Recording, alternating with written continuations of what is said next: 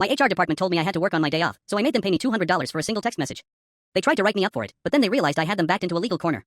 I work for a major grocery chain. For the most part, they're locked in on following labor laws properly, but every once in a while they don't know what they're talking about. Before this job, I had been GM of a high-volume group and before that I was GM of a 14-screen cinema, so I also know labor laws pretty well, as both my previous jobs were drowning in employee relations. A while back we had a mandatory training for leadership about proper call-out procedures for our teams. In the training, our regional HR asked all the department managers, what do you do if they text you? I said, ignore the text. HR said, no, you need to tell them to call out on our call-out line. Let them know they need to leave their name, employee ID, and their shift. I said, do I have to? HR, yes. Me, okay, but would you email us this information after the class? They did.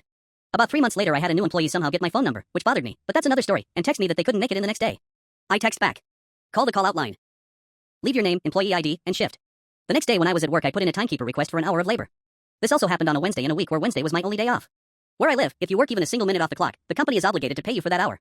In addition, because I was scheduled 6 days already, that counted as another day of work. So my entire Sunday shift was time and a half as it was 7 days in a row during the full Monday through Sunday work week. About a week later I was called into HR to discuss what they claimed was me abusing the system and they wanted to write me up for it because that one text message resulted in $200 of extra money on my paycheck, $40 per hour wage, so 8 hours at time and a half is $160 plus the $40 on Wednesday. I let them know they were the ones who told me to work on my time off and that if they wanted to punish me for it they could see me in court and they'd pay a hell of a lot more. I then reminded them of the email they sent telling us in detail what we were to do if an employee texted us to call out. I told them that I value my work-life balance, and even a minute of work is still work, and I expect to be paid for each moment of work I do. They said, okay, I'll have to call the director of HR and discuss this. But we will get back to you. They never got back to me.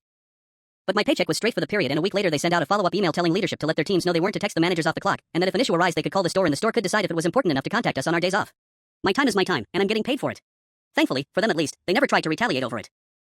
Sad for me as I wasn't bluffing when I said I'm not afraid to talk to a lawyer, would have been a good payout. Honestly, it's almost a shame they didn't try to.